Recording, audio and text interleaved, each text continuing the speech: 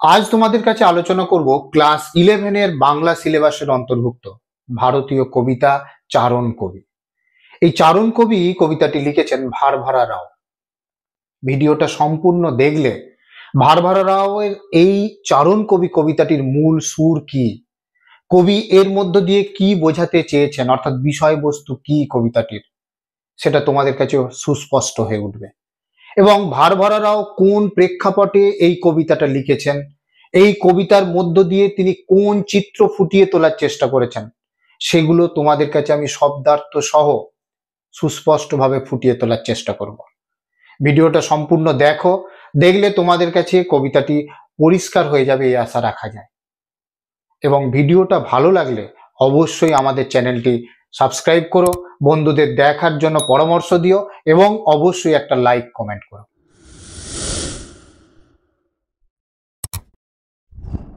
ভারভারা রাওয়ের এই চারণ কবি বোঝার আগে আমাদের কতগুলো গুরুত্বপূর্ণ তথ্য জেনে নেওয়া দরকার। এই ভারভারা রাও ছিলেন তেলেগু ভাষার কবি। তিনি ছিলেন একটা সাহিত্য জগতের প্রতিবাদী কণ্ঠ, আধুনিক সাহিত্য জগতের একজন প্রতিবাদী কণ্ঠ। তার প্রত্যেকটি কবিতার মধ্যে আমরা দেখতে পাই দেশের অনাচার, স্বৈরাচারী শাসকের শোষণ যন্ত্রের বিরুদ্ধে তিনি গর্জে উঠেছেন। তার কবিতার মধ্যে তিনি তীব্র শব্দে শানিত করে তিনি রাষ্ট্রনায়কের শোষণ যন্ত্রের বিরুদ্ধে কলম ধরেছেন। তার কলমে গর্জে উঠেছে প্রতিবাদ। এমনই একটি প্রতিবাদ মুখর কবিতা হলো এই চারণ কবি। এই চারণ কবি কবিতাটি তেলেগু ভাষায় যে কবিতাটার নাম ছিল সেটা হচ্ছে কবি, অর্থাৎ তেলেগু ভাষায় কবি নাম দিয়ে কবিতাটা তিনি লিখেছিলেন। এবং এটি তার ভবিষ্যৎ চিত্রপটম, এই ভবিষ্যৎ চিত্রপটম কাব্যগ্রন্থ থেকে নেওয়া হয়েছে। অর্থাৎ ভবিষ্যৎ চিত্রপটম এই কাব্যগ্রন্থের অন্তর্গত এই কবি কবিতাটি। এই কবি কবিতাটির ইংরেজি অনুবাদ করেন ভেঙ্কট রাও দ্য বার্ড নামে। এই যে আমি লিখেছিলাম যে ভেঙ্কট রাও দ্য বার্ড নামে এই কবিতাটির ইংরেজি অনুবাদ করেন এবং বাংলায় অনুবাদ করেন আমাদের বাংলা সাহিত্যের প্রথিত যশা এবং একজন শক্তিশালী কলমচি শঙ্খ ঘোষ, মাননীয় শঙ্খ ঘোষ এই কবিতাটির বাংলা অনুবাদ করেন। এই কবিতাটির একটা প্রেক্ষাপট আছে, অর্থাৎ চারণ কবি কবিতাটি লেখার একটা প্রেক্ষাপট, সুন্দর একটা প্রেক্ষাপট আছে, সেই প্রেক্ষাপটটা আমাদের জানা দরকার। এই কবিতাটি ভারভারা রাও লিখেছিলেন। দক্ষিণ আফ্রিকার কৃষ্ণাঙ্গ একজন কবি ছিলেন, তার নাম মেলসিলা বেঞ্জামিন মোলায়েস। এই যে মেলসিলা বেঞ্জামিন মোলায়েস মাত্র 30 বছর বয়সে তাকে হত্যা করা হয়। অর্থাৎ দক্ষিণ আফ্রিকার একজন প্রতিবাদী, বর্ণ বিদ্বেষী প্রতিবাদী একটা কণ্ঠ ছিলেন এই বেঞ্জামিন। মুক্তিযোদ্ধা বেঞ্জামিন সেই সময় বর্ণ বিদ্বেষী সরকার বোথা সরকারের বিরুদ্ধে তিনি প্রতিবাদে গর্জে উঠেছিলেন এবং তার প্রতিবাদী কণ্ঠ শ্বাসরোধ করে হত্যা করার জন্য বোথা সরকার তার মৃত্যুদণ্ড দেন। বোথা সমগ্র আন্তর্জাতিক মহল এই মৃত্যুদণ্ডের বিরুদ্ধে প্রতিবাদে গর্জে ওঠে। তারা প্রতিবাদী হয়, কিন্তু তাতেও বোথা সরকারের সিদ্ধান্ত টলানো যায়নি। বোথা সরকার যখন বেঞ্জামিনকে মৃত্যুদণ্ড দেয়, অর্থাৎ 1985 খ্রিস্টাব্দের 18 অক্টোবর বেঞ্জামিনকে হত্যা করা হয়। যেদিন মৃত্যুদণ্ড দেওয়া হয় তখন ভারভারা রাও ছিলেন বন্দিশালায়, অর্থাৎ আমাদের ভারতেও কারাগারের বন্দি অবস্থায় ছিলেন ভারভারা রাও। এবং ভারভারা রাও এই কাহিনী শোনার পর তিনি লিখেছিলেন এই তিনটে লাইন তার 6 সংখ্যক কবিতায়। নিয়ম কানুন যখন সব লোপাট, আর সময়ের ঢেউ তোলা কালো মেঘের দল ফাঁস লাগাচ্ছে গলায়, এটা তিনি লিখেছিলেন। এবং আরেকটা বিষয় এখানে জেনে নেওয়া দরকার, বেঞ্জামিনকে যখন হত্যা করা হয় তার আগের দিন তিনি তার মায়ের কাছে দেখা করতে গিয়েছিলেন এবং সেখানে তিনি বলেছিলেন তার মাকে, আমি যা রয়েছি তার জন্য আমি গর্বিত, আমি জীবন দিতে পেরে আমি গর্বিত, আমি একক জীবন। আর এটাই ভারভারা রাওকে অনুপ্রাণিত করেছিল এবং এরপরেই তিনি এই কবিতাটি লিখেছিলেন, কবিতাটি লিখেছিলেন যার বাংলা অনুবাদ করেছেন শঙ্খ ঘোষ চারণ কবি নাম দিয়ে। এইবার আসবো চারণ কবি কবিতাটির বিষয়বস্তু কি, কিন্তু তারও আগে এই চারণ কবি কাদের বলা হয় সেটা আমাদের একটু জানা দরকার। চারণ কবি কাদের বলা হয়? চারণ শব্দের অর্থ হচ্ছে স্তুতি বা কীর্তি পাঠক, অর্থাৎ যে কবিরা স্তুতি গান করে বা কীর্তি গান করেন, বন্দনা করেন, তাদেরকে আমরা বলি চারণ কবি। প্রাচীন ও মধ্যযুগের ইতিহাস ঘাঁটলে আমরা দেখি এরকম বহু চারণ কবি আছে, যারা সেই সময়কার রাজরাজাদের বীরত্ব কাহিনী বন্দনা গীত করে চারিদিকে গেয়ে বেড়াতেন, অর্থাৎ রাজরাজাদের বীরত্ব কাহিনী তারা গেয়ে বেড়াতেন, তাদেরকে আমরা বলি চারণ কবি। আমাদের রাজস্থানেও একটা কবি সম্প্রদায় আছে, যারা নাকি ঐতিহাসিক বিভিন্ন ঘটনা, দেশের বিভিন্ন সংস্কার, এই সমস্ত নিয়ে তারা গান গেয়ে বেড়াতেন, কখনো বা নাট্যরীতিও প্রয়োগ করতেন, তাদেরকে আমরা বলি চারণ কবি। আমরা দেশের স্বাধীনতা আন্দোলনের সময়, অর্থাৎ আমাদের ভারতের স্বাধীনতা আন্দোলনের সময়ও এইরকম বহু চারণ কবিকে দেখি। আমাদের বাংলা সাহিত্যে তো চারণ কবি মুকুন্দ দাস খুবই জনপ্রিয় ছিলেন। সেই রকমই এক চারণ কবিকে নিয়ে কবি এখানে লিখেছেন, ভারভারারাও লিখেছেন চারণ কবি। এই চারণ কবি কে? বেঞ্জামিনকে উদ্দেশ্য করে লেখা। এই চারণ কবি কবিতায় দেখানো হয়েছে যে দেশের শাসক তারা আইন কানুন লোপাট করে নেয় তাদের আসনটাকে নিরাপদ করার জন্য, অর্থাৎ চিরকাল যাতে সে তার আসনে থাকতে পারে, সিংহাসনে বসে থাকতে পারে, সেই শাসন ক্ষমতা কায়েম করে তিনি কি করেন? স্বৈরাচারী শাসকের মতো হয়ে যান এবং সাংবিধানিক যে সমস্ত আইন কানুন, নাগরিকের রাষ্ট্র যে সমস্ত আইন কানুন দেওয়ার প্রয়োজন, সমস্ত কিছু লোপাট করে দেয়। এর ফলে একসময় সাধারণ নাগরিক কি হয়? প্রতিবাদে গর্জে ওঠে, তারা আন্দোলনে নামে। অনেক সময় রাজার শাসক অর্থাৎ শাসক সম্প্রদায় তারা কি করে? তারা শোষণ যন্ত্র ব্যবহার করে এই নাগরিকদের প্রতিবাদ মিছিল, প্রতিবাদী কণ্ঠকে স্তব্ধ করে দেয়। কিন্তু যাদের স্তব্ধ করতে পারে না তারা হচ্ছে এই কলম, কবি। এমনি একটা প্রবাদ আছে, a pen is mightier than sword, ওসির চেয়ে মসি অনেক শক্তিশালী। অর্থাৎ এই কবিকে কোনোদিন, তার কলমকে কোনোদিন রোধ করা যাবে না, শ্বাসরোধ করা যাবে না। আমরা সুনীল গঙ্গোপাধ্যায়ের লোরাকো স্মরণে কবির মৃত্যু কবিতায় একদম শেষ লাইনে সুনীল গঙ্গোপাধ্যায় বলেছিলাম কিনা, আমার হাত শিকলে বাঁধা থাকবে না। অর্থাৎ একজন কবির হাতকে কখনো শিকলে বাঁধা রাখা যায় না। একজন কবিকে মৃত্যুদণ্ড দিলেও তার যে কলমের যে শক্তি, সেই শক্তিকে রোধ করা যায় না। এইখানে এই চারণ কবি কবিতার মধ্যে দিয়ে ভারভারারাও সেই মূল সত্য, সেই অমোঘ বাণী, সেই অমোঘ সত্যটাকে তুলে ধরার চেষ্টা করেছেন। তিনি বারবার এর মধ্য দিয়ে দেখানোর চেষ্টা করেছেন যে দেশের আইন কানুন, শাসন ক্ষমতা রক্ষা করার জন্য দেশের আইন কানুন লোপাট করে দিলেও, শাসক সম্প্রদায়ের বিরুদ্ধে মানুষ গর্জে উঠলে তাদের স্তব্ধ করলেও কবিদের কোনোদিন স্তব্ধ করে রাখা যায় না। তাদের ফাঁসি দাও, মৃত্যু দাও, যাই দাও না কেন, তাদের প্রতিবাদী কলমকে কখনো আটকে রাখা যায় না, তাদের প্রতিবাদকে কখনো আটকে রাখা যায় না। সেই মূল সুর অনুরণিত হয়েছে এই চারণ কবি কবিতায়। এবার চলো আমরা লাইন বাই লাইন অর্থ ধরে ধরে কবিতাটা বুঝে নিই। নিয়ম কানুন যখন সব লোপাট, আর সময়ের ঢেউ তোলা কালো মেঘের দল ফাঁস লাগাচ্ছে গলায়, চুইয়ে পড়ছে না কোনো রক্ত। নিয়ম কানুন যখন সব লোপাট, অর্থাৎ রাষ্ট্র শাসক যখন স্বৈরাচারী হয়ে যায়, যখন শাসন ক্ষমতাকে আরো দীর্ঘদিন টিকিয়ে রাখার লালসা পোষণ করে, তখনই সে কি করে?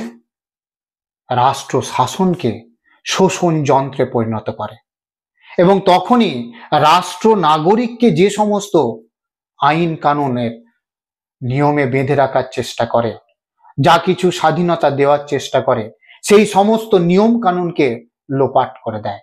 অর্থাৎ দেশের যে সংবিধান, সেই সংবিধানকে বুড়ো আঙুল দেখিয়ে সংবিধানের সমস্ত নিয়ম কানুনকে লোপাট করে দিয়ে নাগরিকের ওপর অত্যাচারের দণ্ড খাড়া করে তোলে।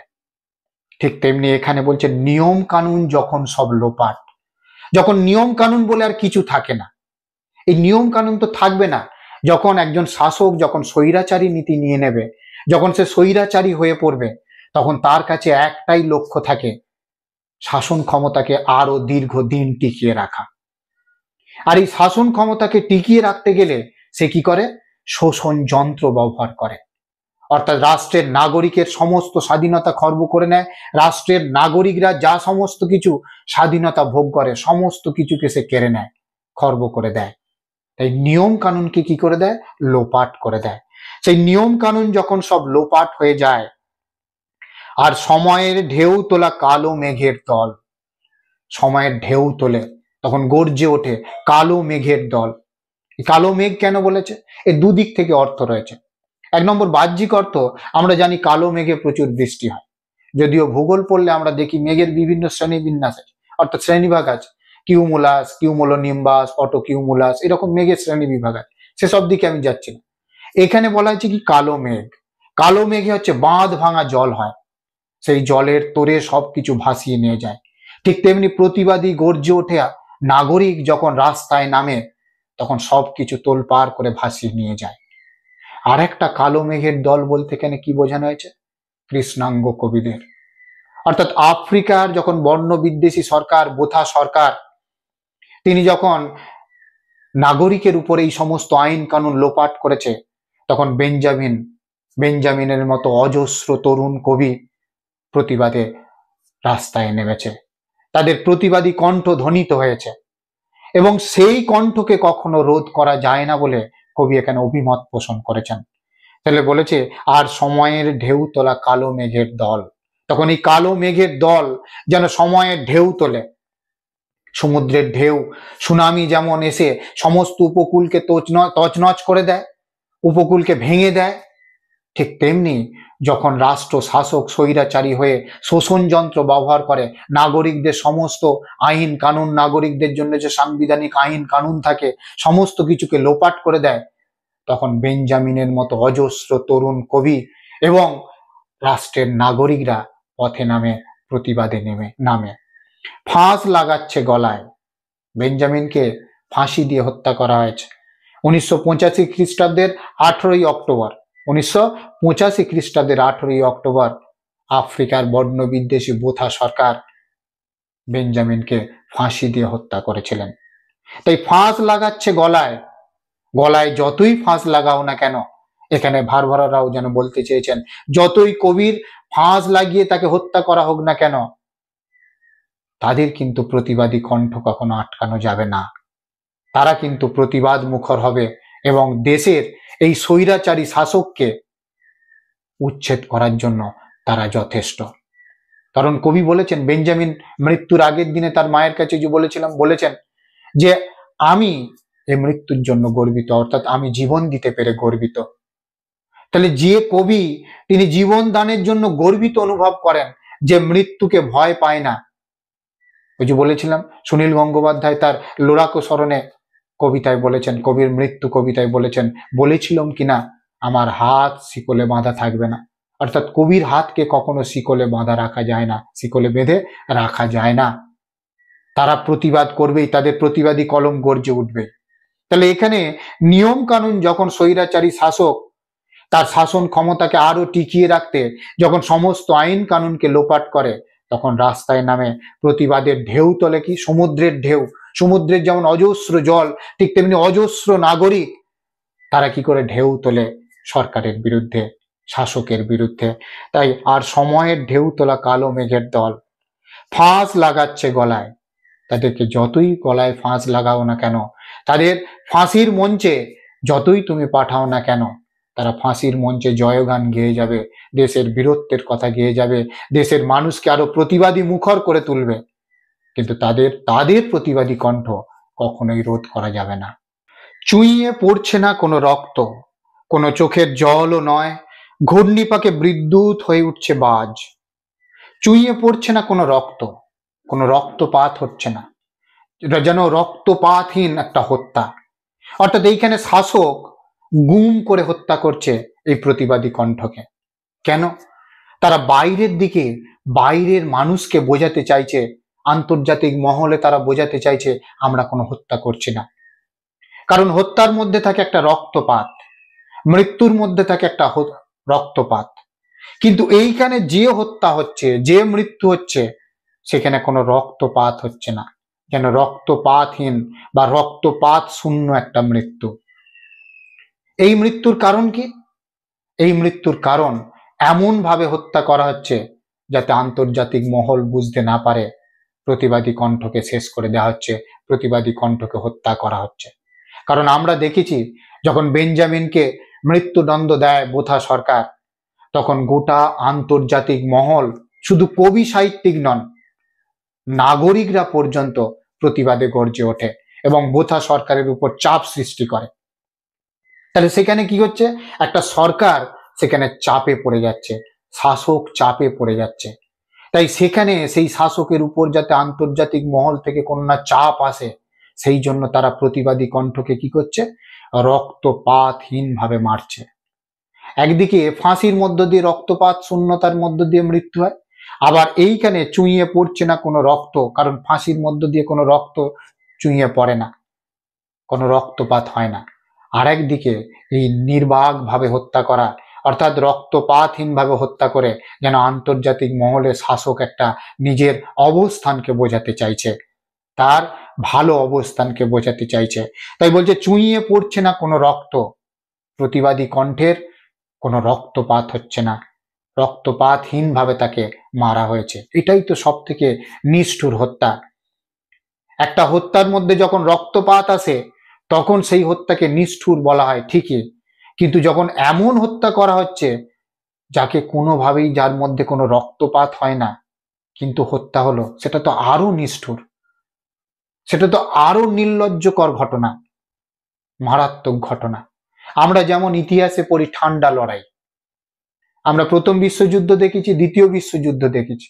দ্বিতীয় বিশ্বযুদ্ধের পরে আমরা দেখছি গোটা বিশ্ব দুটো মেরুতে বিভক্ত হয়ে যাচ্ছে, সেই দুই মেরুর মধ্যে চলছে ঠান্ডা লড়াই। সেটা তো আরো মারাত্মক। একটা মানুষের প্রতি ক্ষোভ হয়েছে, তাকে গিয়ে ক্ষোভ উগরে দেওয়া, সেটা তো খালি হয়ে যাওয়া, সেই ক্ষোভ থেকে সে মুক্ত পেয়ে যাওয়া। কিন্তু যখন সেই ক্ষোভকে চেপে রাখা হয় সেটা তো আরো ভয়ঙ্কর হয়ে ওঠে। তাহলে এইখানে হত্যার মধ্যে, যখন নিষ্ঠুর হত্যার মধ্যে রক্তপাত থাকবে সেটা হচ্ছে স্বাভাবিক, কিন্তু যখন সেই হত্যা অস্বাভাবিক হত্যা হচ্ছে, নিষ্ঠুর হত্যা হচ্ছে, কিন্তু তার মধ্যে কোনো রক্তপাত ঘটানো হচ্ছে না, সেটা তো সাইলেন্ট কিলিং, সেটাকে বলা হচ্ছে সাইলেন্ট কিলিং, এবং সরকার হয়ে যাচ্ছে সাইলেন্ট কিলার। সেটা তো আরো সমাজের ক্ষেত্রে বিভৎস, আরো মারাত্মক। কবি সেই মারাত্মক দিকটা ফুটিয়ে তোলার জন্য বলছেন চুইয়ে পড়ছে না কোনো রক্ত, কোনো চোখের জলও নয়, এমনকি চোখের জলও পড়ছে না। যাকে, যে প্রতিবাদী কণ্ঠটাকে শেষ করে দেওয়া হচ্ছে ফাঁসির মঞ্চে, তার যখন মৃত্যু হচ্ছে তার শরীর থেকে যেমন কোনো রক্ত বেরোচ্ছে না, ঠিক তেমনি তার চোখ থেকে কোনো জলও পড়ছে না। এ এক পাশবিক নিষ্ঠুরতা, যে নিষ্ঠুরতাকে কোনোদিন বর্ণনা করে প্রকাশ করা যাবে না। এই নিষ্ঠুরতা হচ্ছে অবর্ণনীয়। কারণ চোখের জল ফেললে আমরা শান্তি পাই, আমরা মুক্তি পাই, কারণ আমাদের মনটাকে আমরা হালকা করতে পারি। কিন্তু যে মৃত্যুর মধ্যে চোখের জল পড়ে না, রক্ত পড়ে না, সেটা তো এক প্রকার পাষাণ করে দেওয়া। তাহলে সেই পাষাণের মতো এখানে আচরণ করা হয়েছে, শাসক আচরণ করেছেন এই প্রতিবাদী কণ্ঠের মধ্যে। সেটাই এখানে বলেছেন যে চুইয়ে পড়ছে না কোনো রক্ত, কোনো চোখের জলও নয়। ঘূর্ণিপাকে বিদ্যুৎ হয়ে উঠছে বাজ। বিদ্যুৎ, আকাশে বিদ্যুৎ চমকায়, কিন্তু সেই বিদ্যুৎ যখন মাটির কাছে চলে আসে তখন বাজ পড়ে, এবং সেই বাজে কি হয়? গাছপালা, ঘর বাড়ি, পশু পাখি, মানুষ প্রত্যেকেই মারা যায়। এইখানে সেই রকম, সে বিদ্যুৎ যখন আকাশে ঝলক দেয় সেটা ভালো আছে, কিন্তু সেই বিদ্যুৎ যখন আমাদের এই ধরনীর কাছাকাছি এসে যায়, ধরণী তলে পড়ে, তখনই তো সে হত্যাকাণ্ড চালায়, মৃত্যু মিছিল বইয়ে দেয় বা মৃত্যু ঘটায়। ঠিক তেমনি এখানে বলছে ঘূর্ণিপাকে বিদ্যুৎ হয়ে উঠছে বাজ, আর এই ঘূর্ণিপাকের মধ্যে পড়ে বিদ্যুৎও যেন বাজ হয়ে উঠছে, ভয়ঙ্কর হয়ে উঠছে, সে যেন মৃত্যু নিয়ে খেলা করছে, শকুনির মতো মৃত্যুকে টানছে, মৃত্যুকে আহ্বান করছে।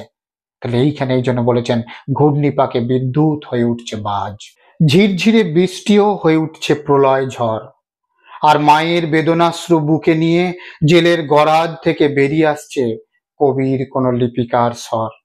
ঝিরঝিরে বৃষ্টিও হয়ে উঠছে প্রলয় ঝড়। ঝিরঝির করে বৃষ্টি, তার কোনো ক্ষমতা থাকে না, কিন্তু সেই ঝিরঝির বৃষ্টি একটা সময় কি হয়, প্রলয় ঝড় নিয়ে আসে। প্রলয় শব্দের অর্থ কি? ধ্বংস। যে ঝড়ের মধ্যে ধ্বংসের আহ্বান থাকে, যে ঝড় সমস্ত কিছু ধ্বংস সাধন করে, তাকেই তো আমরা বলবো প্রলয় ঝড়। তাহলে একটা সময় যে বৃষ্টি ঝিরঝির ঝিরঝির করে উঠছিল, সেই বৃষ্টিটাই এক সময় কি আহ্বান করেছে কিসের? প্রলয় ঝড়ের। অর্থাৎ আজ গিয়ে শাসকরা যদি দেখে একটার পর একটা প্রতিবাদী কণ্ঠ, তাকে অবহেলা করা উচিত নয়। কারণ এই একটা একটা প্রতিবাদী কণ্ঠই একটা সময় অজস্র প্রতিবাদী কণ্ঠ হয়ে দাঁড়ায়, এবং তখন যে জনস্রোত চলে, যে জনস্রোত রাস্তায় নামে, সেই জনস্রোতকে আটকানো যায় না। তখন সেই জনস্রোত কি করে? প্রলয় ঝড় আনে। আর এখানেও ঠিক তেমনি এই যে কবির কণ্ঠকে রোধ করা চেষ্টা করা হচ্ছে, হয়তো নাগরিককে রোধ করা যেতে পারে, নাগরিককে আটকানো যেতে পারে। কারণ আমরা দেখেছি অনেক ক্ষেত্রেই রাষ্ট্র শাসক তার বিভিন্ন বল প্রয়োগ করে তিনি কি করেন? নাগরিকদের থামিয়ে দেন। কিন্তু একটা কলম যখন গর্জে ওঠে, সেই কলমকে কিন্তু আর থামানো যায় না। কারণ আমাদের স্বাধীনতা আন্দোলনের সময়তেও আমরা দেখেছি বিদ্রোহী কবি কাজী নজরুল ইসলামের বহু কবিতা, যেগুলো আমাদের মধ্যে এখনো রক্ত স্ফুলিঙ্গ ছোটায়, শিরায় শিরায় রক্তের স্ফুলিঙ্গ ছোটায়। ঠিক তেমনি কবির কণ্ঠকে কোনোদিন আটকানো যায় না। তাই আজকে যে কবি ঝিরঝির করে শক্তি অর্জন করছে, সেই কবি একটা সময় কি করবেন? প্রলয় ঝড় এনে দেবেন। তাই এখানে বলেছে ঝিরঝিরে বৃষ্টি হয়ে উঠছে প্রলয় ঝড়, আর মায়ের বেদনাশ্রু বুকে নিয়ে। বেদনা যুক্ত অশ্রু, অশ্রু শব্দের অর্থ চোখের জল। বেদনায় যে চোখের জল বেরিয়ে পড়েছে মায়ের, সেই বেদনাশ্রু নিয়ে জেলের গরাদ থেকে বেরিয়ে আসছে, জেলখানা থেকে বেরিয়ে আসছে কে? কবির কোন লিপিকার স্বর। কবি নয়, কবির লিপিকার স্বর, কবির লেখার প্রতিবাদ ধ্বনি সেখান থেকে বেরিয়ে আসছে।